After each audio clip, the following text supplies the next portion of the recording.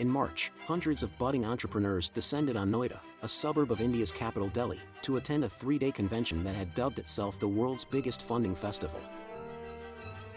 Eager startup founders looked forward to rubbing shoulders with business leaders at the World Startup Convention, WSC, hoping that their 15-minute pitches would transpire into funding. In 2021 and much of 2022, India's startup ecosystem was flush with funds as companies raised record amounts, birthing unicorns and making overnight millionaires of several entrepreneurs. But global headwinds had made investors more cautious, drying up liquidity. That's why expectations were high from the WSC.